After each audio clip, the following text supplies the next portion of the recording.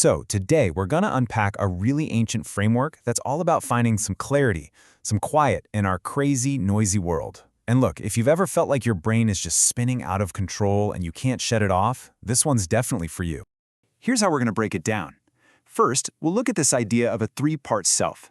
Then we'll talk about your core frequency, your true signal, and what's causing all the static. We'll even see how this idea pops up all over the place, in nature and in ancient wisdom. Then we'll get real about why this is so hard to do in modern life, and we'll finish up with the one simple path to get there. You know that feeling, right? That constant internal chatter, worrying about something, planning something, replaying a conversation over and over again. It's just mental noise. But what if all that noise isn't actually a bug? What if it's a feature of a system we just never got the instruction manual for? Okay, let's dive into the core idea. I want you to think about your consciousness, your inner world, not as one single thing, but more like an operating system. And this system has three main parts. You've got your heart-mind, your brain, and then something called your true nature. See, this whole perspective helps us realize we're not just this messy, chaotic bundle of thoughts and feelings. It's more like we have this really pure core signal, our essence. But then we also have a receiver and a processor that, well, they tend to create a lot of noise. And just understanding what each part does, that's the very first step to finally getting some quiet. All right, now for the most important piece of the puzzle. Let's really zoom in on that core signal, that fundamental frequency that is the real you. In this framework, it's called Sing. You can think of it as your soul's unique fingerprint, right? A super high frequency vibration that is your most authentic, pure self. The source material even calls it your antimatter core. It's not physical, it's not something your brain can analyze. It's just pure essence. This is your direct connection to what you might call the Tao, or the flow of the universe. So, what's the point of all this? Well, here it is. The whole goal is to live your Sing, to let that pure, high-frequency signal just broadcast out with no interference. And that state? That's what the ancient masters were talking about when they used words like enlightenment or becoming a Buddha or an immortal. It's just about letting your true self finally come out and play. Okay, so if we all have this perfect signal at our core, why can't we feel it all the time? What is blocking it? Well, the answer is in the other two parts of our system. These are the sources of all that low-frequency static. So first up, you've got Shin, which is often translated as the heart-mind. The best way to think about it is like a really sensitive antenna. It's constantly scanning and picking up signals from the messy material world outside of you. And it reacts to everything, what someone says, what happens in the news, and that creates a never-ending stream of emotional static. You know, worry, desire, anger, all that stuff. And then you've got Now, which is your brain. This is like your internal computer. It's always digging through old data, your memories, your conditioning, everything you've ever learned. And it uses that to analyze, to plan, to strategize. And this creates these endless thought loops that can completely, totally drown out that quiet, subtle signal of your true nature. Now pay close attention to this slide.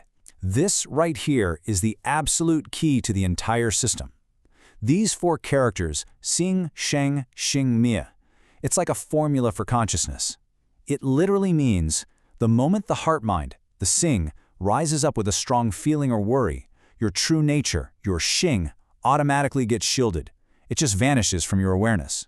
It's like they're on a seesaw. When one goes up, the other has to go down. This chart just lays it all out perfectly.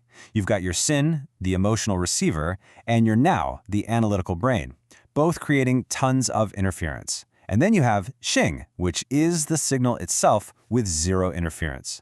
So the big takeaway is right there at the bottom. For your true nature to show up, the other two have to be quiet. It's that simple. So you might be thinking, okay, that's a neat theory, but here's the really cool part. This isn't just one person's idea. You can actually see echoes of this truth everywhere, in the natural world around us, and in the teachings of pretty much every great spiritual master. I mean, just think about it. Does a flower worry about whether it's going to bloom correctly? Does a fish analyze the best way to swim? No, they just do it. They are perfect, unfiltered expressions of their Sing, their nature, precisely because they don't have that complicated heart, mind, or brain getting in the way. And the ancient masters, they got this completely. The Zen patriarch Bodhidharma just laid it out flat. To be enlightened, to be a Buddha, is simply to be your true nature. And your true nature is, well, it's just what you are. You see the exact same message from Jesus. When he says, do not worry about tomorrow, it's not just some nice, optimistic advice. If you look at it through our framework, it's a technical instruction. Quiet your sin. Stop letting the heart-mind generate all that emotional static about the future. And the Buddha taught the very same thing, just with different words. A mind that abides in something is a mind that's clinging to stuff, to ideas, to feelings, to fears. He's saying your mind has to be still, unattached, which is just another way of saying you have to quiet the scene so that truth can actually show up. And finally, we have Lao Tzu, the master of the Tao. Practice non-action, or Wu Wei. Now, this doesn't mean just sit around and do nothing. It means you stop letting the now, your planning, strategizing brain, run the show. It's about acting spontaneously from your core, from your seeing. So, the idea seems simple enough, right? Just quiet the mind, let your true self emerge. But that leads to a huge question.